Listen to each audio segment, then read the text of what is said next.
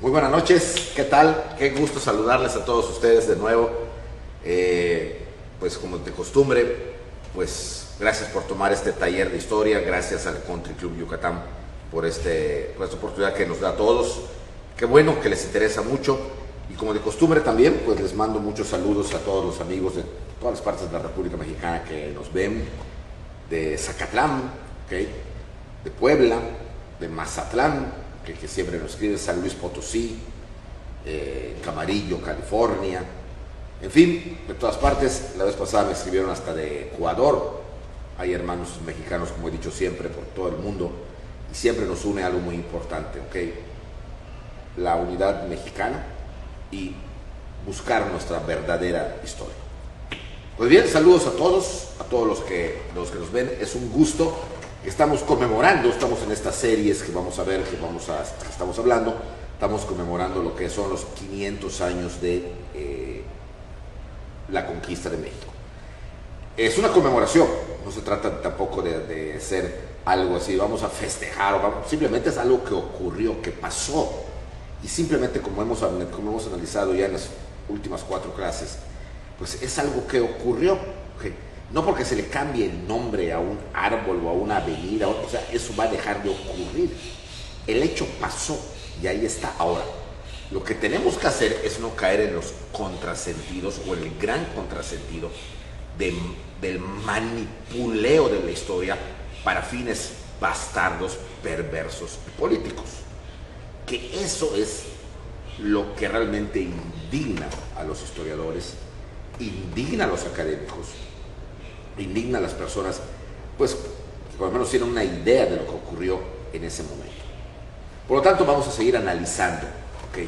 Y poner a cada personaje y a cada hecho en su lugar tal y como debió haber sido, y no como quieren que haya sido para un manipuleo de la información y al mismo tiempo de la población. Bien, pues vamos a ver entonces qué había ocurrido, ¿no? Quedamos en que ocurrió la matanza del Templo Mayor. Nadie puede negar que eso ocurrió. O sea, definitivamente eso pasó. Alvarado, por los motivos que dijimos la semana pasada, perdió los estribos y cometió esa matanza. No se trata aquí de echar la culpa pues ni a la mujer tlaxcalteca que era la esposa de Alvarado, ni a sus seguidores. Simplemente no era el hombre indicado. Ahí se demostró en esa decisión que Alvarado no podía ser el número 1 como él siempre había querido ser.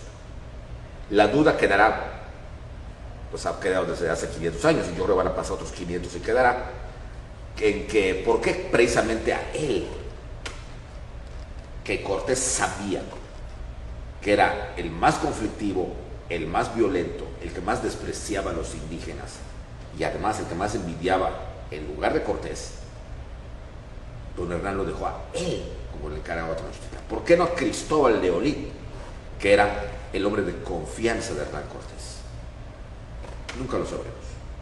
Tal vez lo pensó pues precisamente para calmar los ánimos de Alvarado, y tal vez no se imaginó que fuera a ocurrir una tragedia de esta magnitud. En fin, el hecho es que cuando Cortés regresa de Veracruz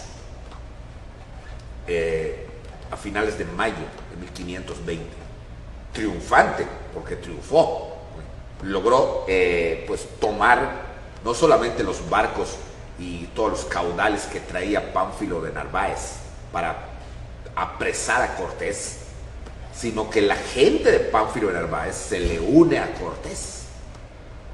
O sea, tengamos en cuenta que el soldado raso que venía de Cuba era un soldado que venía a buscar riqueza, gloria y aventuras. Por lo tanto, midieron probablemente que Pánfilo de Narváez, el clásico burócrata, dependiendo de un gobernador que mal estaba pasando su tiempo, y que lo nuevo era Cortés. O sea, simple sentido común, y se unieron con Cortés, y eran bastantes, porque además de que traían los barcos bergantines, que eso reponía a los que Cortés había destruido, y que dentro de esos bergantines venían más caballos, más cañones, más armamento, más pólvora, más cochinitos, más comida, más vino, más todo, pues evidentemente Cortés se sacaba la lotería sin comprar billete. Por eso siempre hemos comentado que durante un buen tiempo Dios era cortesista, porque le iba a Cortés. O sea, todo le salía bien. Y entonces ya con toda esta cantidad de habituallamiento que ya tenía Cortés, más los hombres, eliminado Pánfilo de Narváez, que se puso pesado y hubo una pequeña pleito allá donde pierde el ojo y se rinde, Cortés regresa triunfante. No sabía lo que había acontecido en su ausencia, pero pensó que había sido muy claro con Alvarado dejar las cosas como están hasta su regreso, y ya más tranquilo y más calmado, y viendo que, y además ratificando por donde pasaba la adhesión de todos los pueblos hacia él y hacia su persona, ya sea obviamente hacia Carlos V, pues se dirigió de nuevo a la gran Tenochtitlan.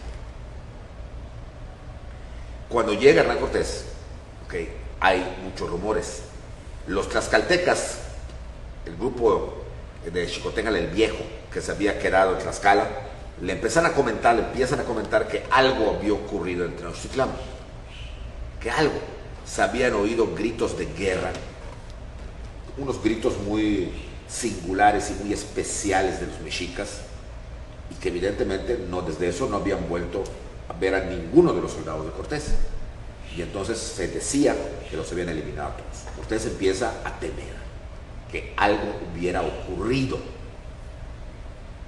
Sin embargo, repito, no podemos aquí más que interpretar el sentimiento de Hernán Cortés.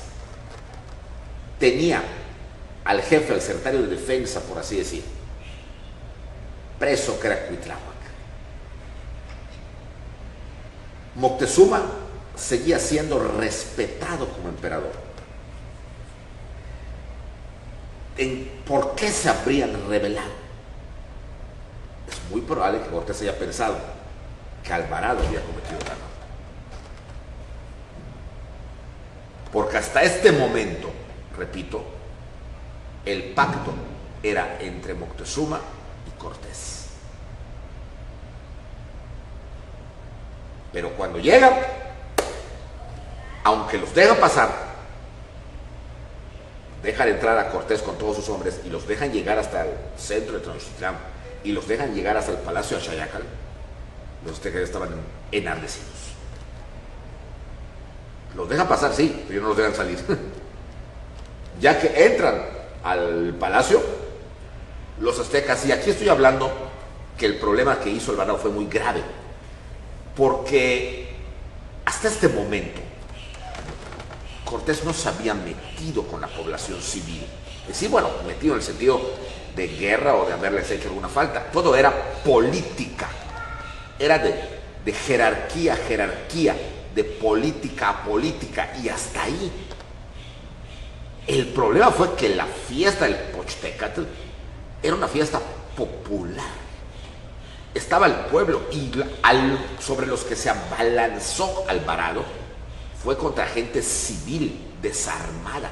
Entonces la indignación era tal, y volvemos a lo mismo, los aztecas no eran unas blancas palomas. Digo, por algo nadie los quería.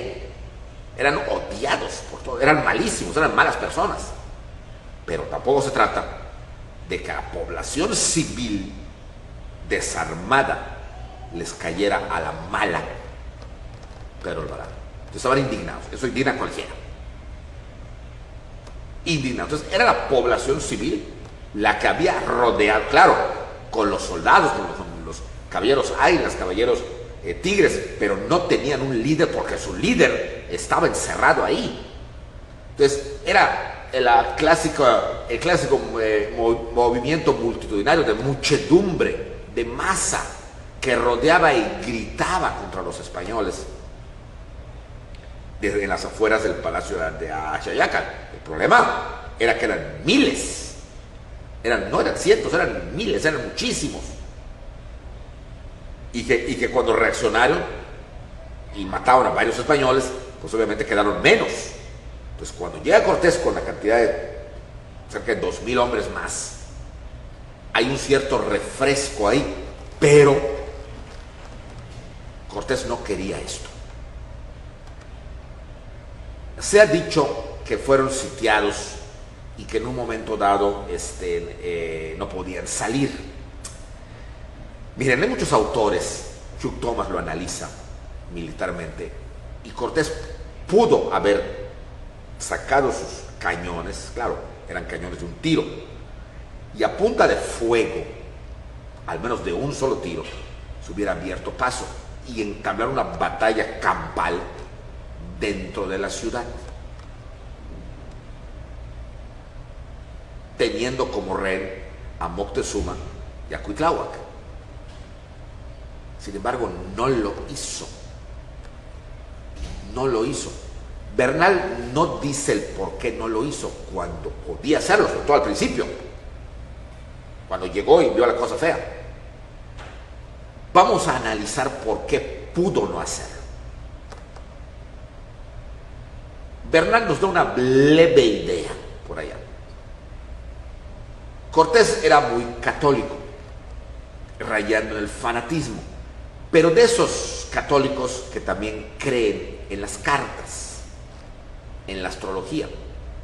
Prueba de ello que Cortés había llevado a Tenochtitlan dentro de sus barcos no solamente a dos frailes mercedarios, a Juan Díaz y a Bartolomé de Olmedo, sino que había llevado a un astrólogo, a un individuo que leía las cartas y que lo mencionan bastante en las cartas de Cortés a la rey de España y sobre todo Bernal Díaz del Castillo en Historia Verdadera de la Conquista de la Nueva España.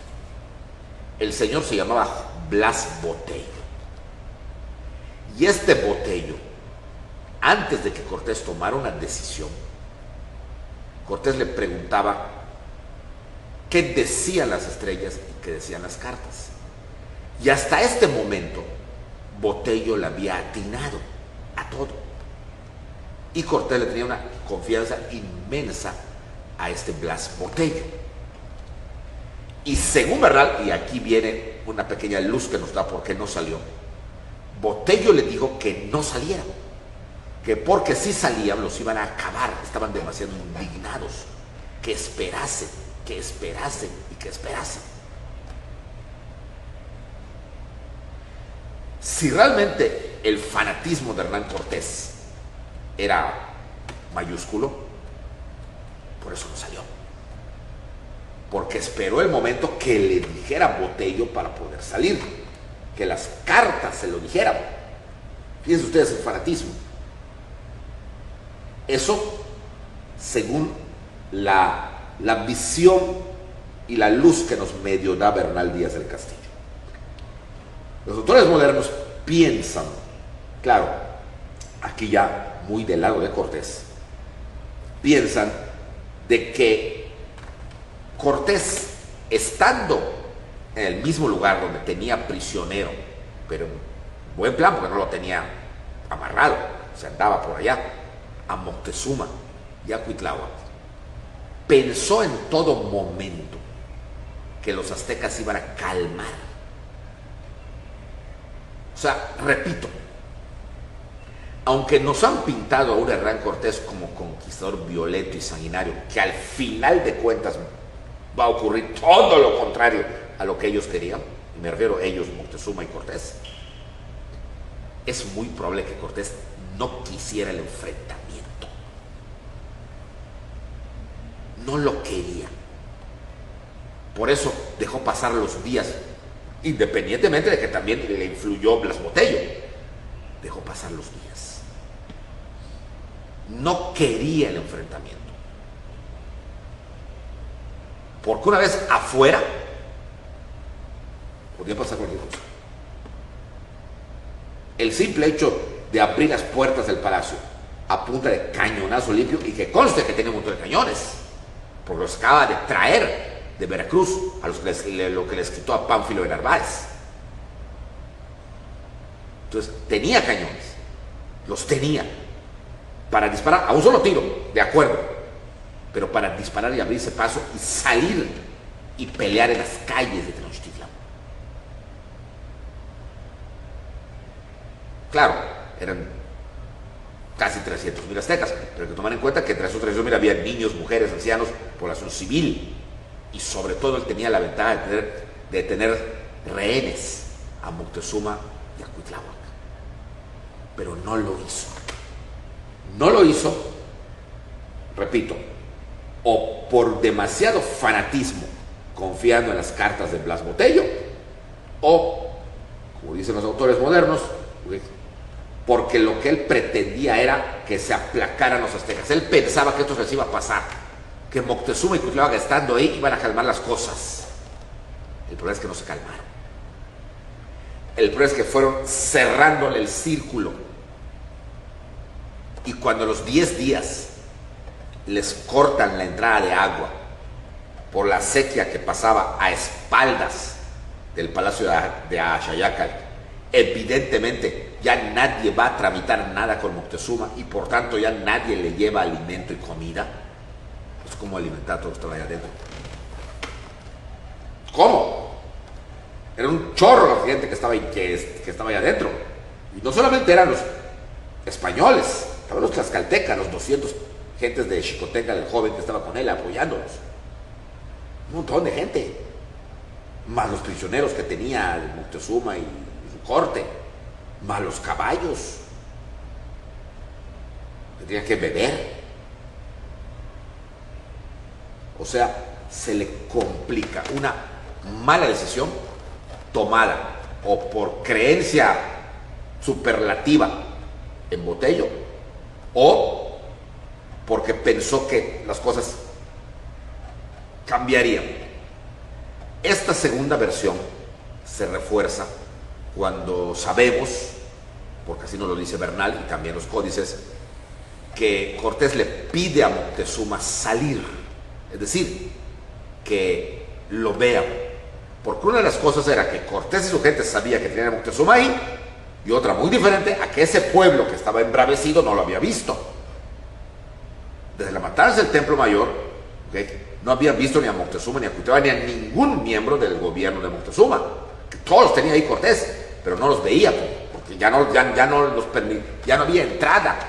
Entonces se rumoró en la ciudad que habían eliminado al gobierno, o sea que habían matado a Moctezuma y a Cuitláhuac y a todos. Entonces era importante que vieran a Moctezuma.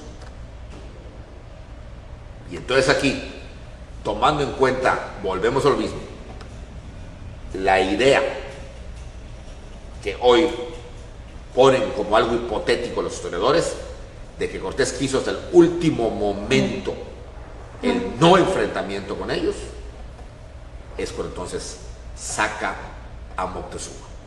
Las traducciones del español antiguo hablan de un balcón.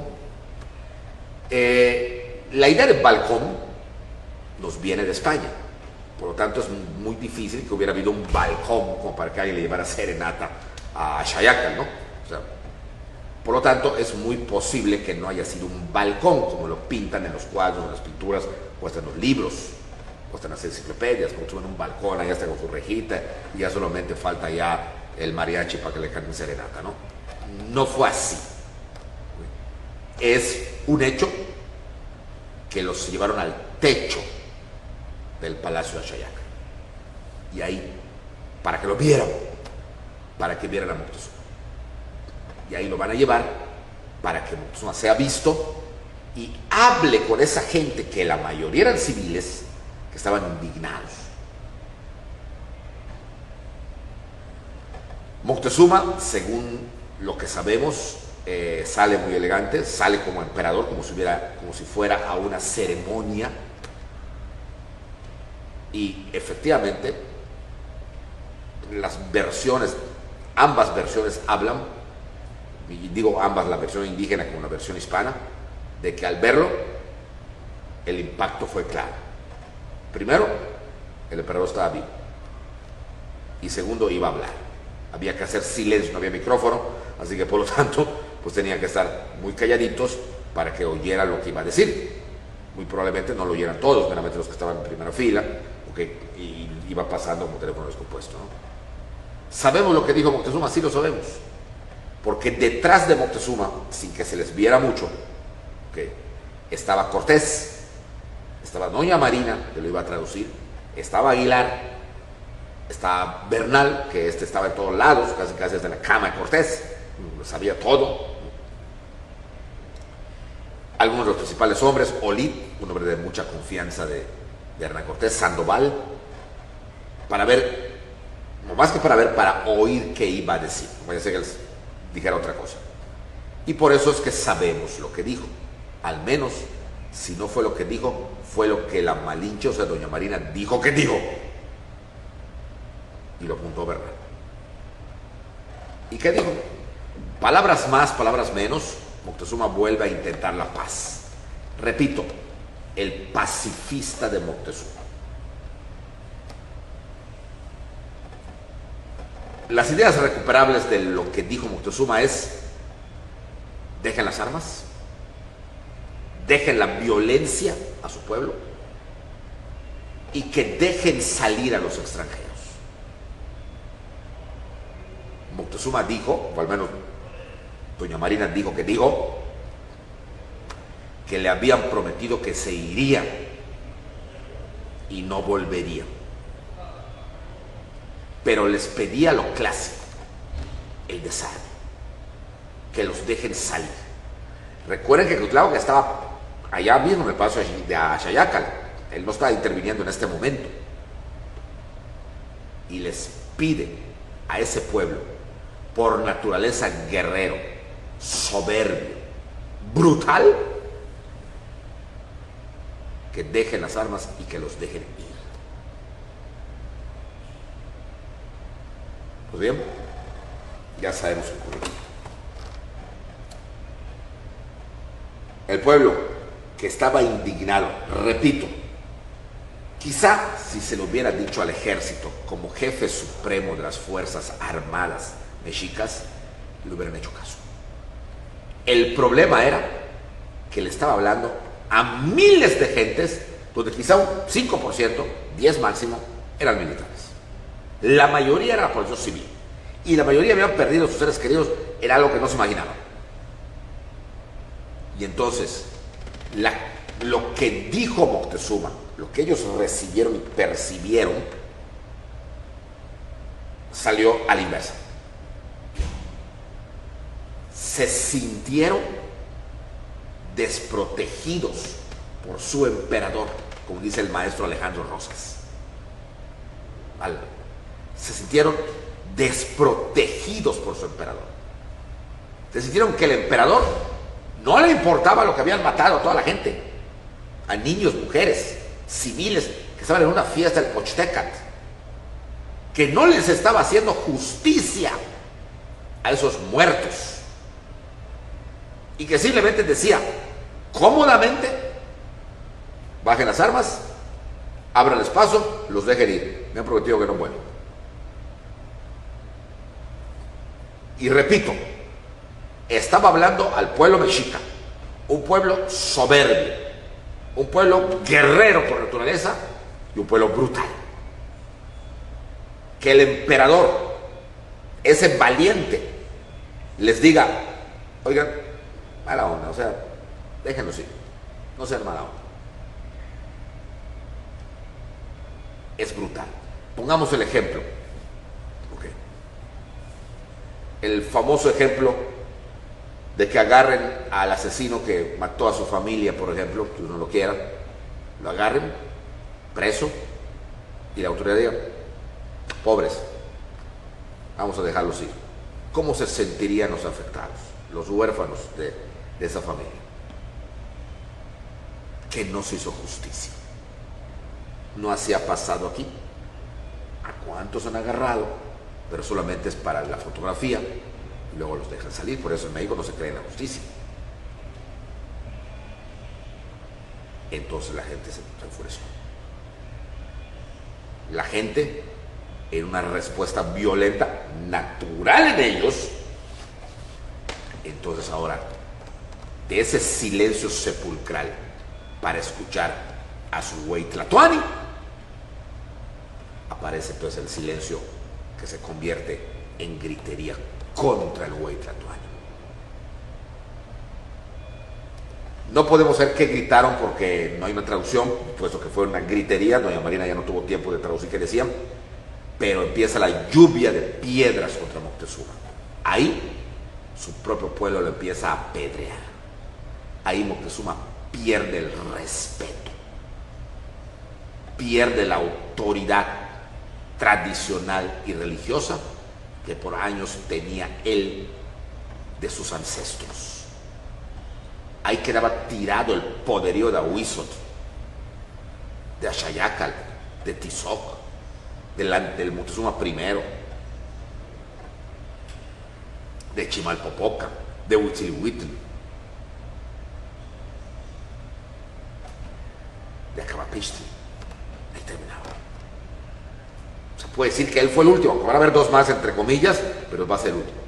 Y la lluvia de piedras, pero piedras bolas, no van a dar piedritas de aquí, no hombre, piedras bolas. Y toma, perro, toma, tata. Eso implica que no era el ejército, porque el ejército o no disparó con flechas, ¿okay?, con sus lanzas, porque respetó al emperador, o era mínima la gente, eran pedradas. Moctezuma se enfrenta a su pueblo porque empieza, según las últimas traducciones que hace Doña Marina, que los españoles se cubren con sus escudos de que estaban lloviendo piedras en el techo, que gritábamos, que Moctezuma gritaba: soy su Hueytlatoani, soy su Hueytlatoani, o sea, como diciendo, óigame, soy yo. Hasta que de repente ve que Moctezuma cae hacia atrás, o sea, lo que estaban los españoles hacia atrás, con la cabeza bañada en sangre. Una piedra muy bien tirada le da en la cabeza a Moctezuma, le abre la cabeza, y aunque no muere en ese momento, ¿okay?, era una herida mortal. Bañado en sangre lo bajan. Por allá hay un mito que se inventó, pero que es mentira, que dicen que fue Cuauhtémoc el que le tiró la piedra. ¿Cómo lo pueden ser? O sea, son esas cosas que la historia oficial, como les he dicho yo, no aguanta. Ya no digamos un análisis al 100%, ni siquiera un octavo de análisis. No la aguanta. Hasta donde sé que en las reuniones académicas y en los debates históricos que se han dado a lo largo del siglo XX y XXI, nunca ha participado un historiador oficial, porque no puede sostenerlo. No pueden inventar que Cuauhtémoc tiró. Para empezar, hasta ese momento Cuauhtémoc era un ilustre desconocido, para empezar. Y en segundo lugar, entre la multitud que tiró, o sea, había una cámara, había un dron que seguía a Cuauhtémoc, que vio que agarraba una pea, se la tiró y esa le dio y... O sea, hasta absurdo, hasta insulta la mente de un mexicano medio pensando que fue eso. Alguien le dio, eso es definitivo, alguien le dio, y le pudo haber dado a cualquiera, porque era una lluvia de piedras, y lo mete. Y aunque Cortés intenta salvarlo, Moctezuma muere. Otro invento. Muchos autores dicen que Cortés lo mató. Absurdo el hecho de que lo haya matado Cortés. En primer lugar, si a alguien le interesaba que viviera, era Cortés. Era su escudo y su aliado. Entonces le convenía que viviera, no le convenía que se muriera. Ninguna versión seria habla de que Cortés lo asesinó. Hablan de que Moctezuma murió por las heridas recibidas en la cabeza. Y no lo pudieron salvar. Entonces, al morir Moctezuma, ya era un problema esto. Porque aunque el pueblo no vio que Moctezuma se murió, vio que cayó, vio que se fue para atrás, pero hasta ahí. No sabían que estaba muerto. Ahora, ¿qué hacer con él? Cortés tanto lo apreciaba que permite que lo amortajen y permite que se le sea entregado al pueblo, que después cuando se enteró que había muerto Moctezuma, para que el pueblo lo los sepulte con honores. En este caso, los aztecas no enterraban realmente, más bien cremaban. ¿Okay? Y es cuando el pueblo se entera que Moctezuma había muerto. Decisión que, aunque humana, no fue política, porque el pueblo se enteró y entonces ahora vea quién era el nuevo emperador. Y es cuando recae todo en Cuitláhuac. Aunque Moctezuma había tenido hijos varones, como les digo, Moctezuma tenía un montón de hijos porque se permitía la poligamia, entonces un chorro de hijos y de hijas. La corte, vamos a llamarle, de Moctezuma, que estaba presa con Cortés y que tenía cierta autonomía, decide nombrar a Cuitláhuac y no a los hijos de Moctezuma, que estaban muy jóvenes. Y Cortés, para que vean, o sea, todo esto no nos lo cuentan. Cortés reconoce ese reconocimiento, que Cuitláhuac sea el nuevo güey Tlatoani. Y es aquí cuando viene entonces el segundo pacto, nada más que este ya no va a funcionar, no funcionó ninguno de ellos, porque Cuitláhuac era, si su hermano era pacifista, este era el violento. Y Cortés en un principio pensó tratar lo mismo con Cuitláhuac, pero Cuitláhuac no. Digo, para que yo trate contigo, Malinche, recuerden que Malinche era él, Cortés, no doña Marina. Para que yo trate contigo, Malinche, tienes que darme la libertad. Ya me nombró el Consejo de Ancianos güey Tlatoani, pero mi pueblo tiene que reconocerlo. Si no me liberas, yo no pacto contigo.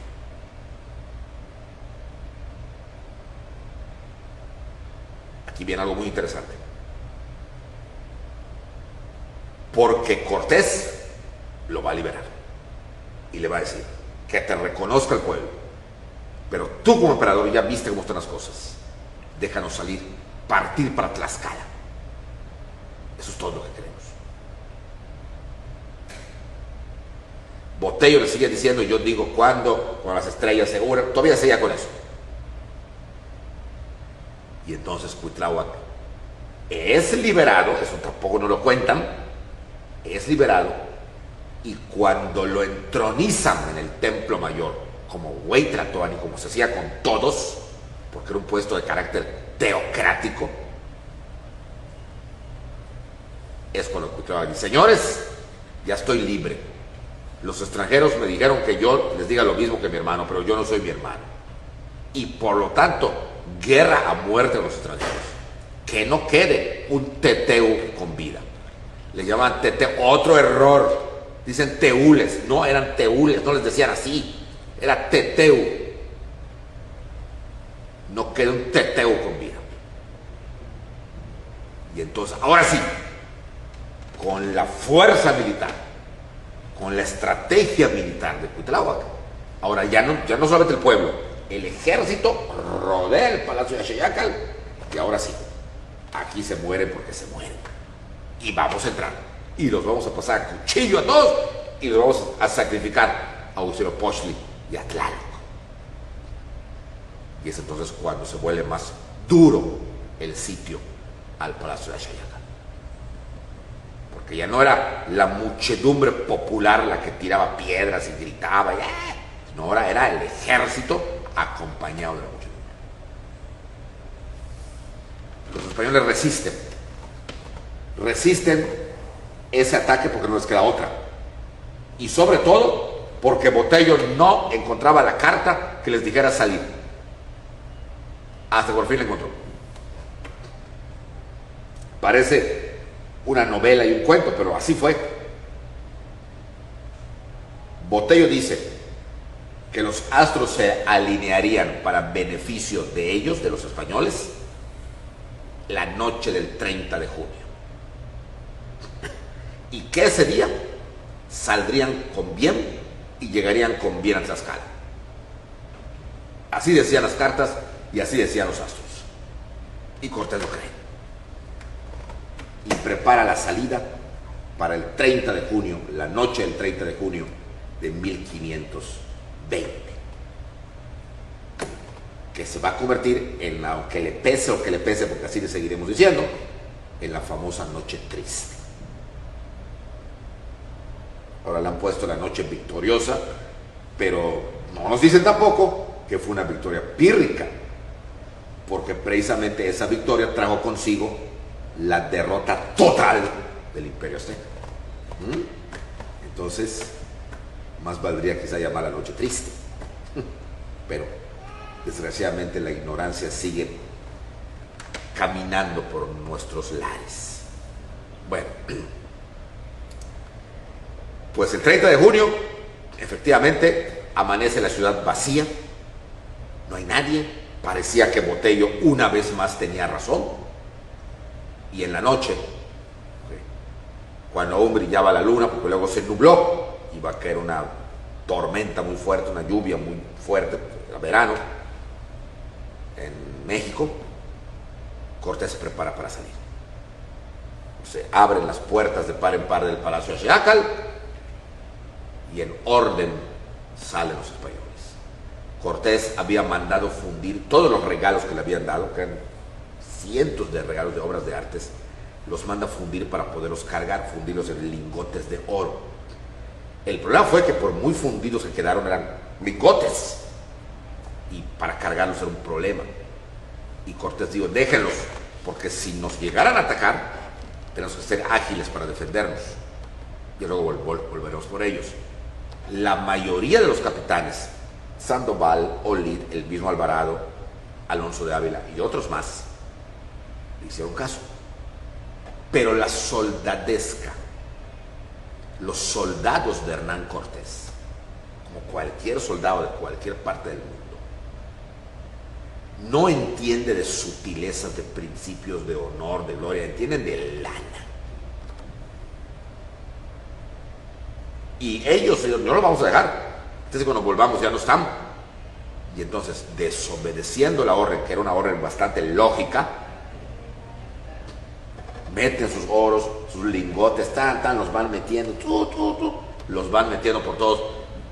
Los caballos quedan muy pesados, no pueden ni caminar los pobres caballos. Se ponen los lingotes hasta en los cascos, parecían robots muchos de los españoles, que era obvio que si venía un ataque, o sea, se los iban a escabechar, porque no tenían de dónde, o sea, movimiento ya. Sin embargo, lo que pueden seguir, y salen por la calzada de Tacuba. Si ustedes conocen la Ciudad de México, verán que donde está hoy el monte, el Nacional Monte de Piedad, abarca la calle del 5 de Mayo, y por el otro lado está la calzada de Tacuba, o la calle Tacuba. Era la calzada. De ahí salen la puerta que da hacia lo que hoy da hacia la catedral. ¿Okay? Ellos salen y en vez de agarrar a la derecha, que agarrarían hacia el 5 de Mayo, agarran hacia la izquierda para agarrar Tacuba, que era una calzada, era el puente que conducía a tierra firme. Y entonces salen, Cortés primero, Alvarado en medio, Olid en la retaguardia. Las mujeres, doña Marina se le encomendó que cuidara a las hijas de Moctezuma, a las indígenas que estaban yendo con ellos. Los tlaxcaltecas también se pusieron a la retaguardia con Olid, por si había un ataque. Todo parecía indicar que Botello tenía razón. Lograron llegar todos a la calzada. Una calzada que era un puente que comunicaba el islote, la isla de Tenochtitlán, con la tierra firme. Okay. Se calcula que tenía entre 3 y 5 kilómetros de largo, o sea, era toda larga la calzada. Y entran todos hacia ahí, todavía alumbrados por la luna, que empezaba a perder iluminación porque empezaba a nublarse. Y precisamente, si leemos a Tomás, cuando las nubes negras tapan la luna porque va a empezar a llover, es cuando de repente se oye el grito. Eso quizás esperaban, porque si Botello sabía algo de eso, Los aztecas lo sabían más, y científicamente, que se iba a nublar, y cuando viene ya no está claro, porque ya no, la luna pues ya está tapada por las nubes. Vienen los gritos de guerra de los aztecas que salen por todos lados. El lago de Texcoco, la calzada de Tacuba, es rodeada por cientos de canoas guerreras que empiezan a atacar a los españoles.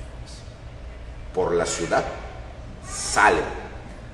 Según un códice azteca, dicen que una mujer los vio salir y que gritó: ¡Mexicanos, mexicanos! ¡Se van los teteos! ¡Se van los teteos! ¡Hay que detenerlos! Pues, es probable, pero eso es una cuestión más que nada de corte tradicional o religioso, porque definitivamente los aztecas los estaban vigilando. No van a pensar que fueron a dormir y que de repente algo. Y los atacan y los copan en la calzada de Tacuba. Ahí va a ser la famosa batalla de la Noche Triste. No fue adentro de la Ciudad de México, fue ahí, en la calzada. Con la noche, la desesperación, el liderazgo de Cuitláhuac, van a darles una derrota contundente a los españoles, quienes además no podían defenderse mucho porque estaban cargados de oro. Entonces caían al lago y el peso que tenían, el mismo caballo se ahogaba porque estaba lleno del peso del oro.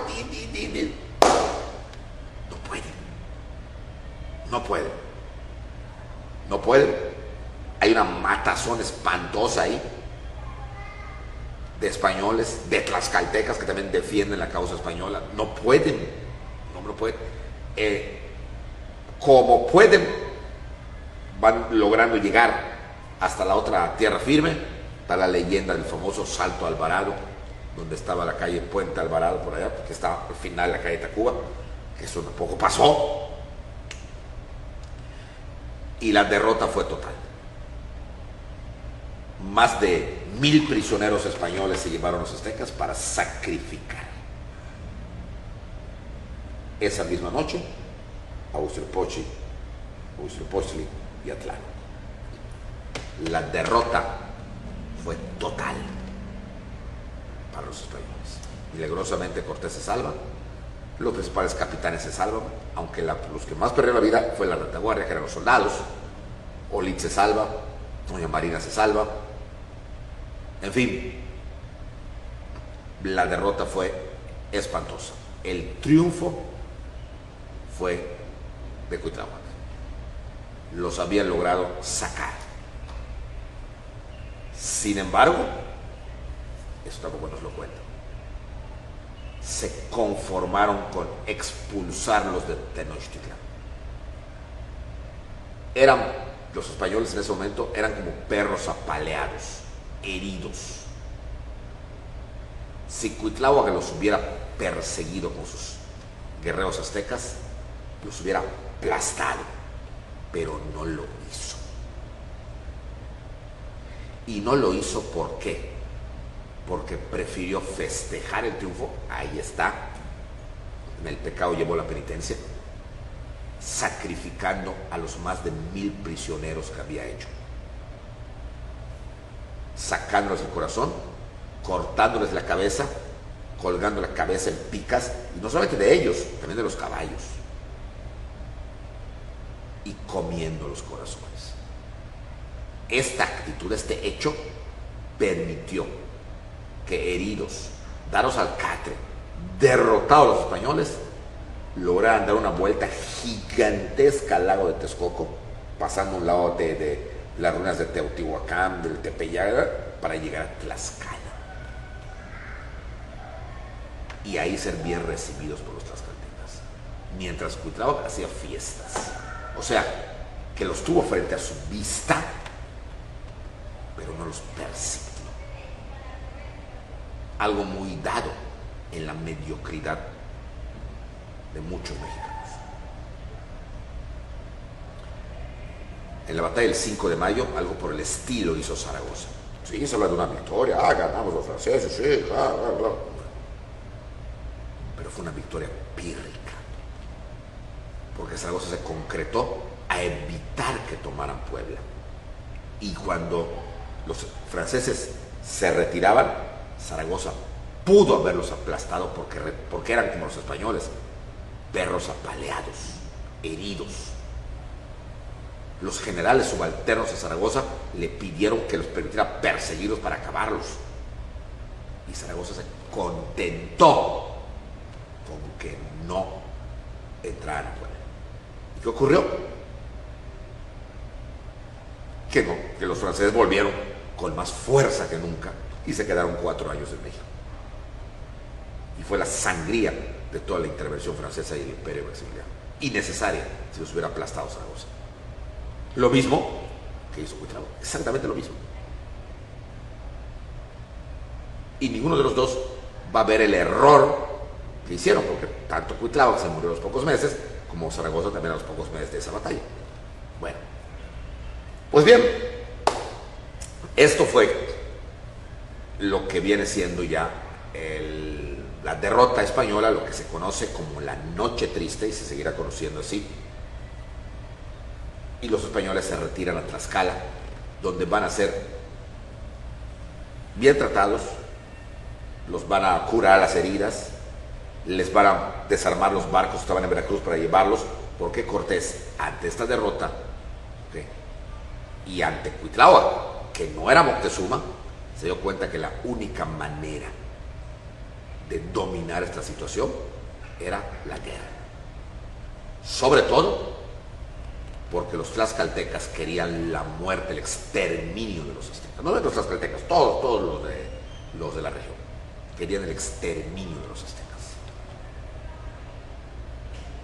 Y entonces se va a preparar para una guerra, que es la que va a terminar el 13 de agosto, que ya casi estamos a 13, en donde se van a conmemorar 500 años de la transición de Tenochtitlán hacia la Nueva España. Pero eso lo veremos la próxima semana. Pues muchas gracias, les agradezco mucho y nos vemos la próxima semana.